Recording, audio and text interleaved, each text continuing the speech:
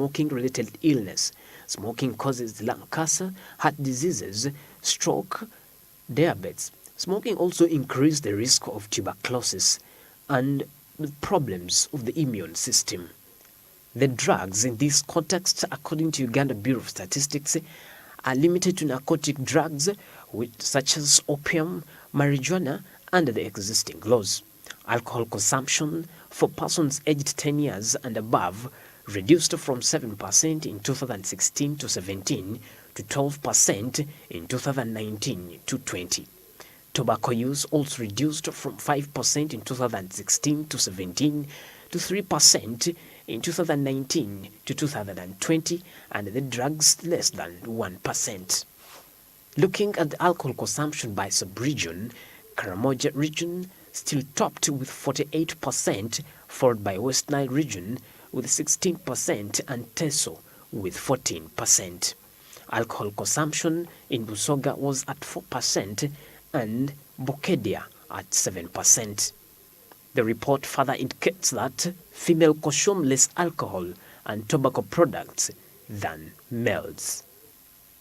In the report, furthermore, it indicates that there was an increase of household using firewood for cooking in all sub-regions except Acholi regions.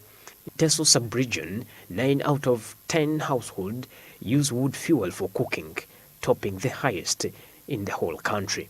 In Kampala, about 2% of the household use wood fuel for cooking 2019-2020 compared to less than 1% in 2016-17. The overall 27% of the households use solar kit for lighting. About 19 households use electricity. The use of Tadova stands at only 14%.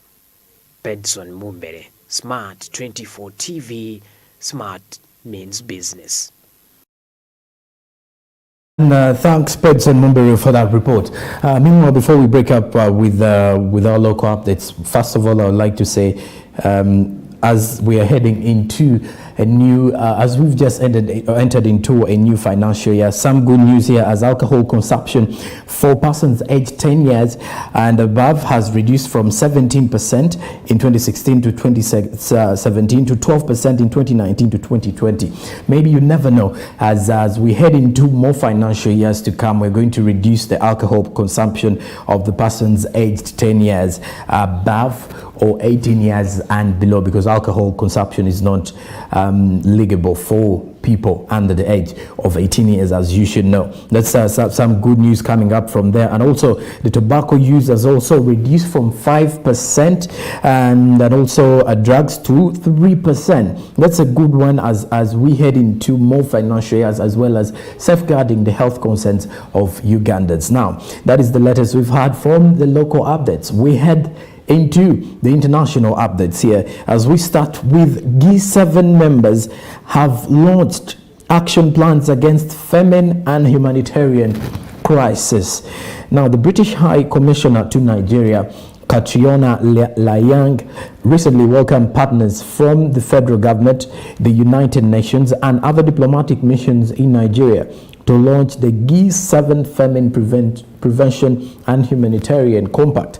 This was a welcome opportunity to discuss the impact and ways to foster collaborations with Nigerian partners and the UN. Members of the international community were all in this diplomatic conference. Now, the diplomatic missions of Canada, France, Germany, Italy, Japan, and the UK, as well as the USA, as the G7 member states took part, as well as attendees from the diplomatic mission of the European Union. Now, delegates from the UN agencies, the World Bank, and other non-government organizations also attended the diplomatic conference. Now, we head into the West as President Joe Biden has signed an executive order aimed at cracking down on big technology firms and promoting competition. The move points to Mr. Biden's desire for tougher scrutiny of big tech, which the administration has caused of undermining competition. Capitalism without competition isn't capitalism. Capitalism without competition isn't capitalism, it's exploitation, explained Joe Biden. He further suggests that problems have risen because of large tech firms collecting too much personal information, buying up potential competitors, and competing unfairly with the small businesses. And of course, that winds up what we've had from our foreign updates as well as our local updates. But again, we caught this statement from US President Joe Biden: capitalism without competition isn't capitalism, it is exploitation. Out there, who is exploiting who? You never know. Now from there, we break into our forex exchange rates of today as it stands from the Bank of Uganda. Now, as of now, the US dollar is buying at 3,543 and selling at 3,553. And now the Great Britain pound is selling at 4,895 while buying at 4,881. The euro is buying at 4,180.37, selling at 4,192,000 shillings. And that's all we've had from the exchange rates of today, as well as the local updates and the international news. All the foreign updates here on Smart Means Business. This is Smart 24. It is 20 minutes past 10 o'clock in the morning. Now I'll be back shortly with the latest in the sports updates, and as I give you more analysis about what was happening over the weekend with the Euros, the Copa America, as well as the transfer news that are coming up. Keep it Smart 24. I'm Jerome Paul Sango. Good morning.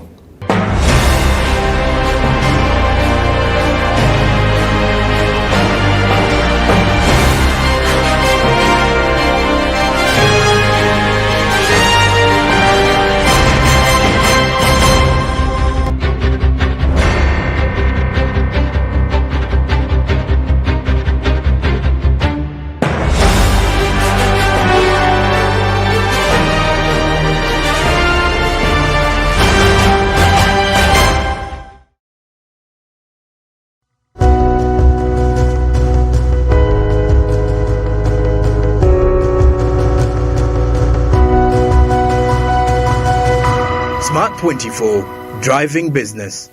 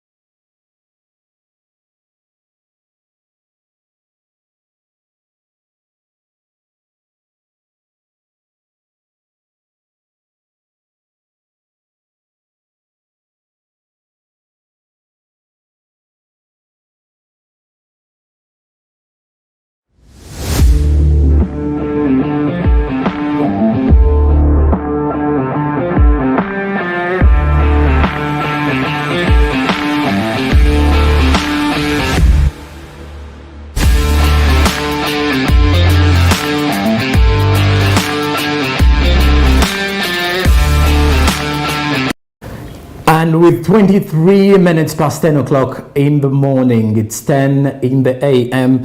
I'm Jerome Posonko, again here to give you the latest from the sports updates from both local and international news stories. We've had a very interesting weekend of sporting action, from the Wimbledon final to the UEFA Euro 2020 final to the Copa America final, and I predicted most of these things right, and I got my predictions right with Argentina and Italy. To all of you who have been following me, you definitely know what I've been talking about. Now, definitely we head into the first story of the day as we start locally from Uganda, and it's the Uganda Premier League as well. Now, Express are set to be crowned scientifically on Tuesday. Now, as mandated by the FUFA Constitution, the FUFA President Ingnia Moses Hassim Magogo will grace the official handover of the trophy and medals to Express, who have now clinched 7 titles. Now, the Uganda Premier League Secretariat has confirmed a scientific crowning ceremony of the 2020-2021 Uganda Premier League champions. Now, Express Football Club at the Star Times head office in Kampala on Tuesday, 12th July 2021 at 10 a.m. Gordon Roy Mudei confirmed the program to Smart Sports during a strictly invite-only ceremony. We shall hand over the medals and trophy to Express Football Club at the head offices of the league main sponsors, Star Times, in Kampala on Tuesday. That is what Mr. Gordon Roy Mudei confirmed to the Smart Sports reporters. Only a handful of people have been invited because of the strict rules of gathering due to the coronavirus pandemic, and Mudei also attested that to Smart Sports. As mandated by the FUFA Constitution, the FUFA President Ingnia Moses Hassim Magogo will grace the official handover of the trophy and the medals to Express, who have now clinched 7 league titles. Now, for starters, the FUFA Emergence Executive Team confirmed Express on June 29th, 2021 as champions, even with 4 rounds of action left, evoking Article 18, Section C and D of the competition's rules, which highlights the force majeure. Now, President Museveni declared a lockdown of 42 days to mitigate the second wave of coronavirus, thus banning all sports activities, including football. Now, the FUFA top brass deemed it fit to end the season rather prematurely, just like the case was last season when Vipers won the league trophy for the 2019-2020 season, and unfortunately, Vipers were never crowned and thus did not receive their winners' medals and trophy because of unforeseen circumstances. Now we head into the COVID-19 relief, as Uganda Cranes International Oloya provides food support to elderly and active footballers in Walukuba. Now, professional footballer Moses Oloya is now based in Vietnam at Hanoi Sports Club. He came up and provided food support to the elderly community and some active footballers in his birthplace, Wakuluba, Masese Division in Jinja City. Some of the elderly people in Walukuba, after getting their food packs donated by Moses Oloya, as he had taken the intervention of philanthropic personalities as Uganda Cranes International. Moses Oloya is set to extend a helping hand with food and other material support. Now, Oloya, who is now based in Vietnam at Hanoi Sports Club, provided food support to the elderly community and some active footballers in his birthplace, Walukuba in Jinja City. Now, Oloya, who is now based in Vietnam, has come out to provide elderly people in Jorop, Zapev, Kelman, Babu, and maternity villages were given the food support of 160 kilograms of maize flour and 150 kilograms of beans. Elders in Walukuba received the food packs donated by the generous Moses Oloya as the active footballers in the areas of West, East, Daninda and Masese 1, who are now rendered jobless because sports of all nature was banned, and that means most of them were left jobless and without a source of food. Now, according to the coordinator, Alfred Ochaya, this generous act is intended to help the needy people in worrying conditions to get food. All right, now we get into the next sport. We get into the next story here as Winnie Nanyondo. We head into athletics as for now into the Diamond League now as Nakai breaks national record. Nanyondo fourth in Monaco. In Monaco athletics. Now here Nakai posted 1 hour 58 minutes and 3 seconds to make 7th place behind British winner Laura Moyel, who took Nakai posted 1 hour 58 minutes and 3 seconds. Then the British winner Laura Moyel took 1 hour 56 minutes and 73 seconds, and compatriot first runner up Reiki Gemma took 1 hour 56 minutes and 96 seconds. Now the rest was executed at blistering pace, and above 5 athletes registered personal bests, that is PB, in Laura Gemma Nakai, and 4th place USA's Grace Ket and Francis Lamotte Renee. Now Winnie Nanyondo, another Ugandan runner, finished 4th in the 1500 meters race that was won by Kenyan star Faith Kipyegon. Now, of course, we head into the next, which is the international stories here, as we start with flat naming rights market in Europe requires showcase deal to achieve liftoff. Now, the European stadium naming rights have marketing rights for new builds or new offerings on existing stadium properties stagnated in the period of the COVID-19 pandemic, with the market held back by multiple factors, according to industry experts. In the years before the pandemic struck, it was widely expected that naming rights of sales would grow, with major rights on offer for new or projected new builds at Tottenham Hotspur and Barcelona, and agencies as well as professional services companies joking to serve the market. Now, 3 deals were made on existing properties at stadia linked to Germany Bundesliga clubs after March 2020, extensions with Armenia Byfield in Soko and TSG 1899 Hoffenheim pre-zero, and a switch of partner at Eintracht Frankfurt replacing Komsbach. Meanwhile, in the French Liga, Olympique de Lyonnais signed a 2-year extension with Groupama, and OG Nice a 9-year extension with Allianz. Now, despite the increasing level of debt among Europe's major clubs, exacerbated by losses of income caused by the COVID-19 pandemic, clubs have not launched sales of their stadium naming right assets. Now, Smart Sports understands from industry sources that Real Madrid currently has no plans to sell naming rights to its revamped stadium, which will open for the start of the 2022-2023 season at a cost of £796.5 million, approximately $943 million. Now, despite debt levels of £901 million at the end of 2019 to 2020 season. Now, mitigating the need to rush its naming rights on the market, Real Madrid continues to source long-term loans on low interest in terms. Now, there ends up as we head into the Euro 2020. As we had a breathtaking weekend filled with sport at Wembley. The question was, before the game, was it coming home or was it going to Rome? Of course, most of you had your own predictions. Everybody came up with new predictions.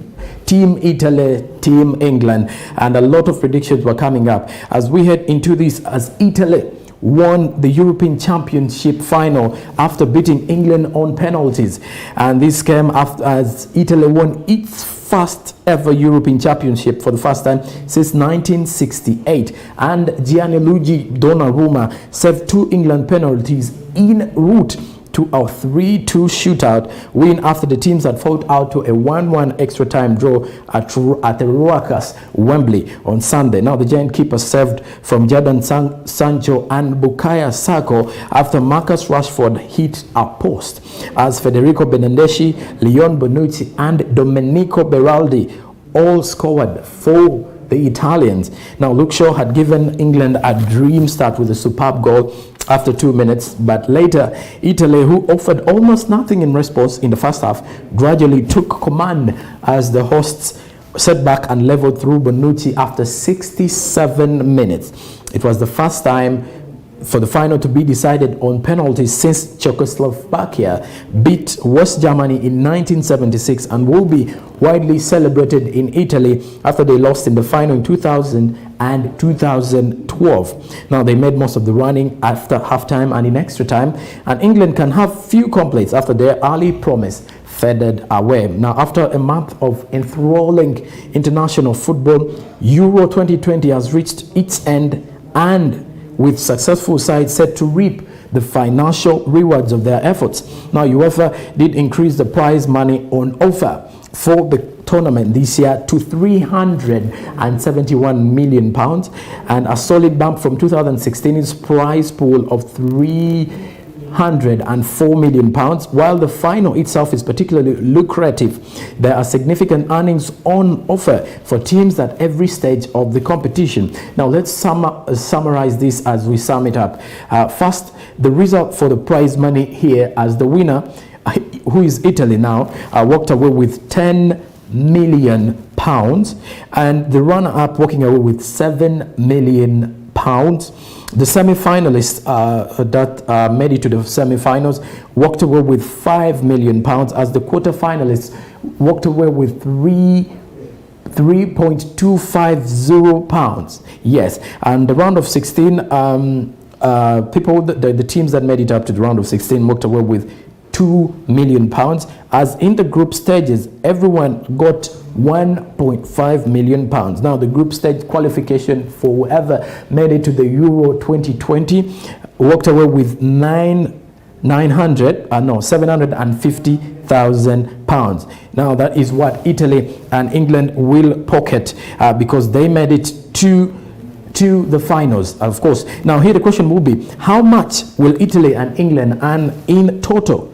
Now, the Azzurri won all three of their major group stage games en route to the title, meaning they will walk away with an incredible £34 million in prize money. England, meanwhile, won 2 and drew one of their group matches, meaning they depart as runners-up with a grand sum of £29.75 million. Now, how much prize money do the players get?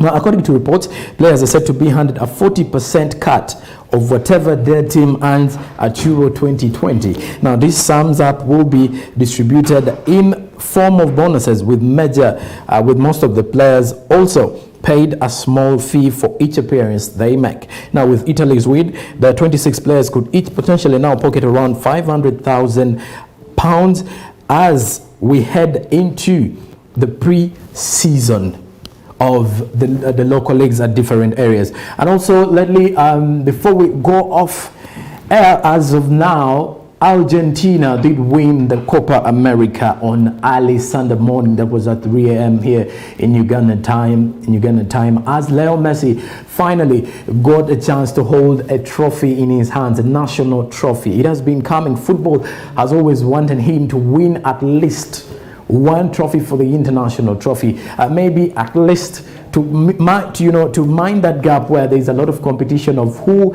between Messi and Ronaldo, who is the God, who is the greatest of all time. Now, Messi's Argentina did win the Copa America final on Sunday morning, as Angel Di Maria's first half goal made it sure that Albacete, as they are called in Argentina, would win a title, and that means they won their first title in the Messi era. A big congratulations to the Argentine over there, the Argentine team, as well as we wind up here. So, ladies and gentlemen, that is what we've had today, and as you can see, this is what has been happening here, as Argentina were winning a 1-0 in the 21st minute.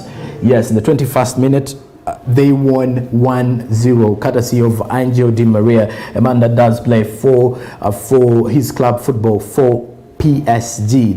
He made sure that Messi wins his first team. Now, there are approximately 4,000 pubs in London. This is our breaking news here, according to after the pre-match, the match we had yesterday, England and Italy. Now, there are approximately 4,000 pubs in Italy. Not even a single one has table available for Sunday, did have any available for Sunday match between England and Italy. It was estimated that £3 billion will be pumped, were going to be pumped into the nation's economy from bets, foods and booze, and the sell in one single day. So you can actually see how England were making a lot of profits from this particular final yesterday. So we're talking money here, and England have made more. So estimation of £3 billion that were pumped. That is why you could see that over 4,000 pubs in London, not even a single one had a table available, because most of them had already booked for the final. So that means most of the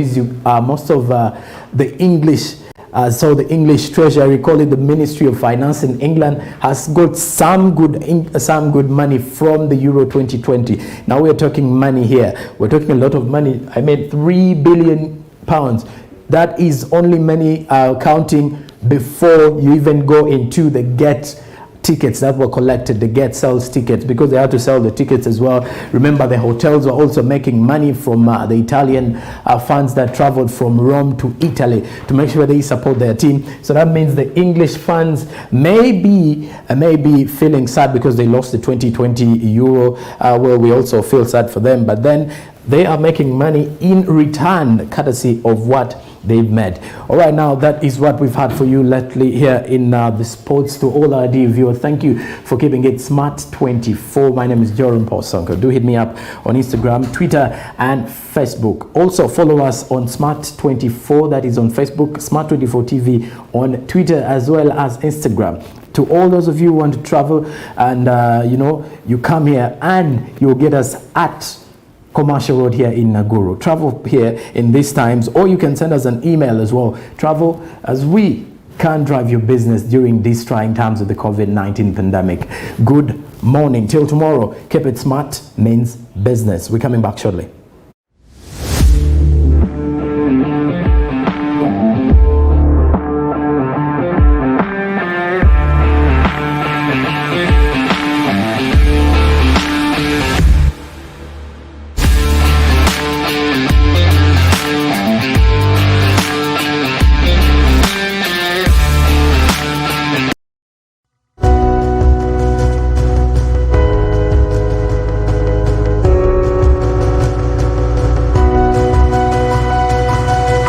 Smart 24, driving business.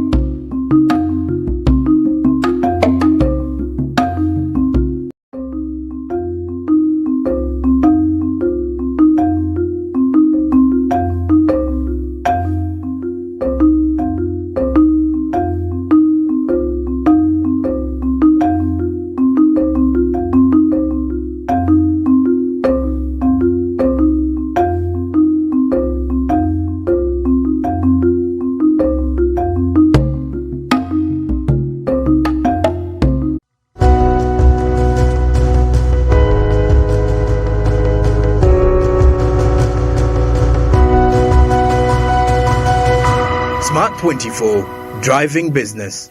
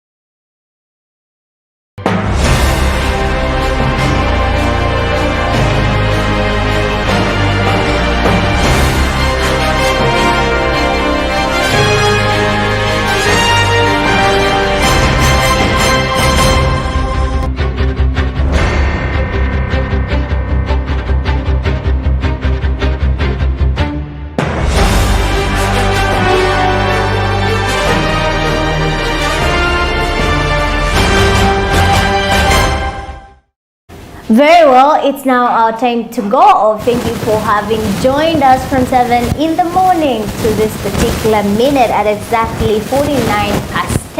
And just to let you know on the National Planning Authority projections for this particular day on Monday. Now the week projections are that from 11th to 17th of July, the projected new cases will be 4,011. And for the week of 18th to 24th July 2001, they project 3,989 cases. But like I said earlier, if you were following us, we gave you an estimate and analysis on their last weekend projections or last week's projections in regard to connection with the Ministry of Health. Paul, please let's sign out. And the projection here is a bit worrying because by the time they say 7,300.